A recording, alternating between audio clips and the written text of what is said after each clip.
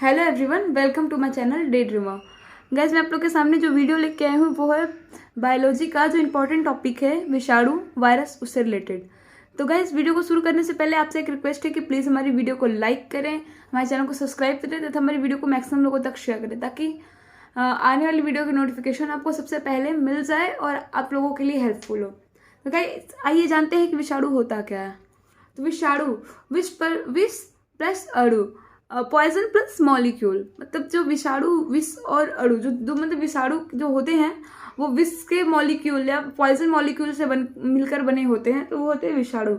विषाणु की खोज आपकी 1892 में इवानोकोव्स्की ने किया था, डी इवानोकोव्स्की ने किया था। नेक्स्ट है आपका कि विषाणु हमें मिला कैसे था या ये हमें प्राप्त कैसे हुआ था। तो गाइस, विषाणु जो है तंबाकू के पत्तियों में मोज़ेक डिजीज के कारण, मोज़ेक रोग के कारण का खोज करते समय हुआ था कि मतलब तंबाकू की पत्तियों में जो था, हम मोज़ेक रोग का सर्च कर रहे थे कि मोज़ेक रोग होता क्या है, उस समय हमें वायरस के बारे में पता चला था। नेक्स्ट है आपका टीवीएम जो है वो आपका पहला वायरस है। लुई पास्चर और बीजरिंग ने इन्हें जीवित तरल संक्रमण का नाम दिया था। तो आपसे क्वेश्चन पूछ सकता है कि जीवित तरल संक्रमण का नाम वायरस को किसने दिया था। तो आपका आंसर होगा लुई पास्चर तथा बीजरिंग ने। बीजरिंग इसमें इंपॉर्टेंट है, इनका इंपॉर्टेंट रोल था, तो ये आप लोग याद रखेंगे। नेक्स्ट है एड्स जो है उसके विषाणु को 1986 में मानव प्रतिरक्षा अपूर्णता वायरस का नाम दिया था। मानव प्रतिरक्षा अपूर्णता वायरस का नाम एड्स को HIV को 1986 में दिया गया था।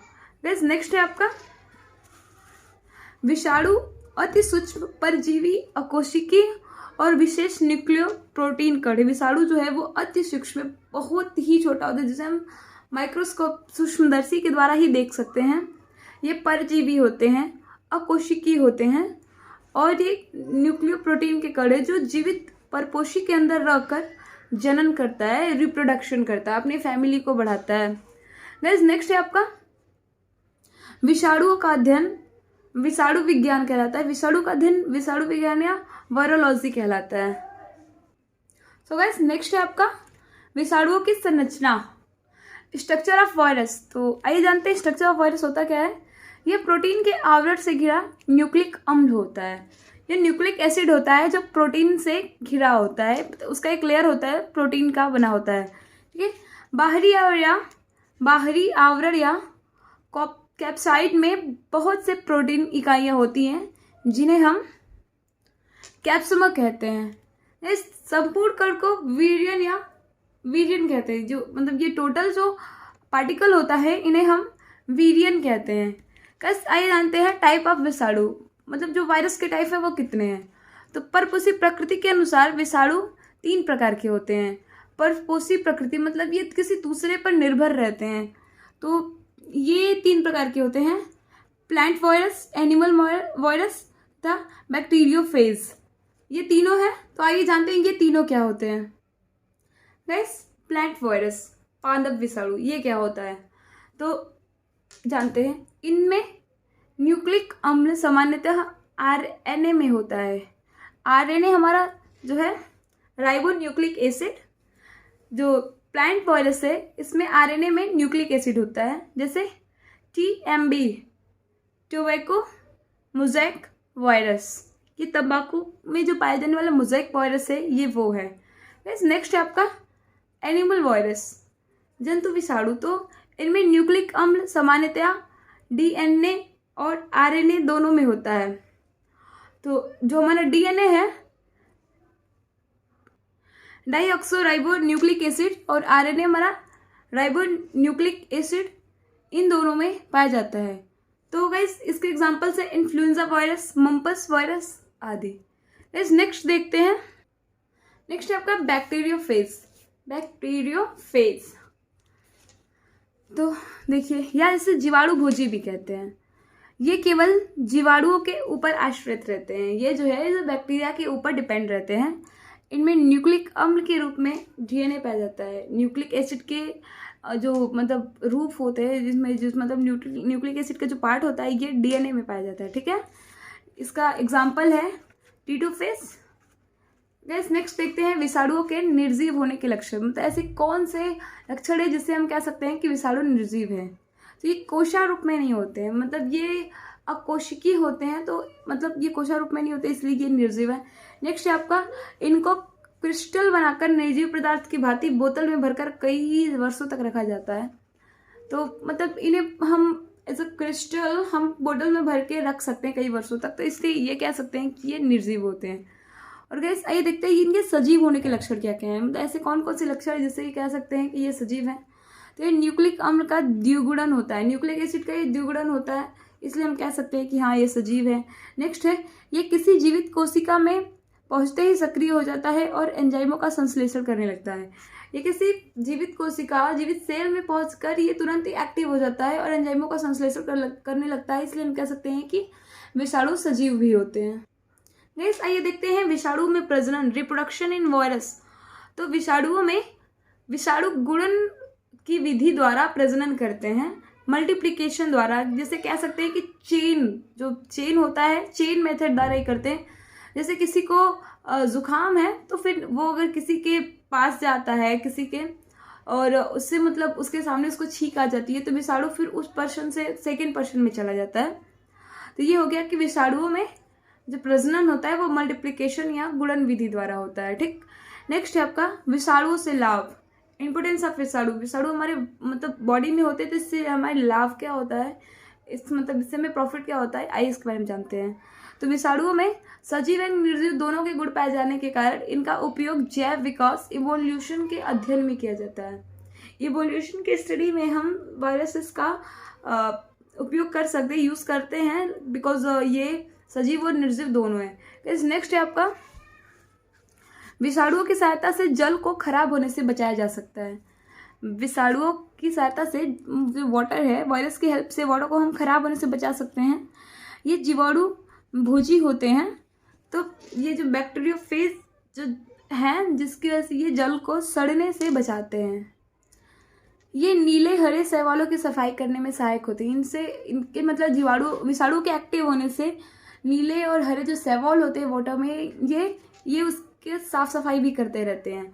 अब आइए देखते हैं कि विषाणुओं से हानि क्या होती है, हार्म्स ऑफ वायरस। तो विषाणु से होने वाली हानियां जो हैं वो निम्नलिखित हैं। विषाणु से पौधों में अनेक प्रकार के रोग होते हैं, जैसे टोबैको मोज़ेको वायरस TMV, तंबाकू की पत्तियों में मोज़ेको रोग होता है। नेक्स्ट है आपका बनाना वायरस 1 के द्वारा केले में बंकी टॉप ऑफ बनाना या बंकी टॉप रोग होता है बनाना वायरस 1 के से, और ये एक पादप रोग होता है जिससे केले की फसल को भारी नुकसान होता है। भारत में यह रोग जो है वो श्रीलंका से आया था। आपसे क्वेश्चन पूछ सकते हैं कि बंकी टॉप जो रोग है ये भारत में कैसे आया था, कहाँ से, तो आप कह सकते हैं कि यह श्रीलंका से आया था। आलू की फसल में पोटैटो मोज़ेको वायरस द्वारा मोज़ेको रोग होता है। आलू की फसल में पोटैटो मोज़ेको वायरस द्वारा मोज़ेको रोग होता है, जिससे आलू की पत्तियां में चितकबरापन आ जाता है। तो ये है वायरस से होने वाली हानियां। नेक्स्ट है आपका वायरस द्वारा मनुष्यों में खसरा, पीच ज्वर, येलो फीवर, स्मॉल पॉक्स, हॉपिस, इन्फ्लुएंजा, पोलियो, रेबीज, गलसुआ, टेक्रोमा, एड्स, मस्तिष्क शोथ आदि खतरनाक रोग होते हैं जिससे मनुष्यों की जान भी जा सकती है। तो गाइस आइए जानते हैं हम कि कौन सा रोग किस वायरस की वजह से होता है और कौन से अंग को प्रभावित करता है। तो खसरा जो है पैरामिक्सो वायरस के द्वारा होता है। खसरा रोग जो होता है पैरामिक्सो वायरस द्वारा होता है, ये बच्चों में होता है और जिससे पूरा बॉडी इफेक्टेड, सबसे ज़्यादा ये बच्चों में होता है, ये पूरे बॉडी को इफेक्टेड कर देता है। इस नेक्स्ट है आपका पीच ज्वर। पीच ज्वर अर्बो वायरस की वजह से होता है। तो आपसे क्वेश्चन पूछ सकते हैं कि पीच ज्वर किस वायरस से होता है, तो आपका आंसर होगा कि एर्बो वायरस की वजह से होता है। ये मच्छरों के काटने से होता है। पीच ज्वर आपका मच्छरों के काटने की वजह से होता है। नेक्स्ट है चेचक। चेचक में बहुत ही तेज बुखार होता है, शरीर में बहुत ज़्यादा दर्द होता है तथा चेहरे एवं छाती पर धब्बे पड़ जाते हैं। इस नेक्स्ट है आपका हार्पिस रोग। हार्पिस रोग जो है वो हार्पिस वायरस द्वारा बच्चों में होता है। इन्फ्लुएंजा। इन्फ्लुएंजा जो है श्वसन तंत्र का गंभीर रोग है जो ऑर्थोमिक्सोवायरस द्वारा होता है। इन्फ्लुएंजा किस वायरस द्वारा होता है, तो आपका आंसर होगा कि ऑर्थोमिक्सोवायरस द्वारा होता है। नेक्स्ट है आपका बच्चों में पोलियो का संक्रमण स्पाइनल कार्ड तथा बोन मैरो में होता है। बच्चों में जो पोलियो का संक्रमण है वो स्पाइनल कार्ड और बोन मैरो में होता है। नेक्स्ट है आपका रेबीज रोग। रेबीज रोग को हाइड्रोफोबिया के नाम से भी जाना जाता है। जो रेबीज रोग है उसे हम हाइड्रोफोबिया के नाम से भी जाना जाता है। नेक्स्ट आपका टेक्रोमा। टेक्रोमा जो है एक प्रकार का नेत्र रोग है। टेक्रोमा एक प्रकार का नेत्र रोग है जो विषाणुओं द्वारा होता है। इस रोग में मनुष्य के नेत्र में सूजन और जलन आ जाती है। नेक्स्ट है आपका गलसुआ। गलसुआ एक ऐसा रोग है जो मनुष्य के जीवन काल में सिर्फ एक बार होता है। यह रोग मनुष्यों में लार ग्रंथि को प्रभावित करता है जिससे ग्रंथियों में सूजन आ जाती है। जो हमारे लार ग्रंथियां हैं मतलब इससे मनुष्य ये इसमें होता है जिससे हमारी जो ग्लैंड्स है इसमें सूजन आ जाती है जिससे हमें बोलने में और काफ़ी टाइम पे कुछ खाने पीने में प्रॉब्लम होता है। तो गाइस ये है पूरी video related to OS. Guys I hope कि ये वीडियो आपको पसंद आई होगी। तो अगर आपको ये वीडियो पसंद आई है तो प्लीज़ हमारे वीडियो को लाइक करें, मैक्सिमम लोगों तक शेयर करें और हमारे चैनल को सब्सक्राइब करें।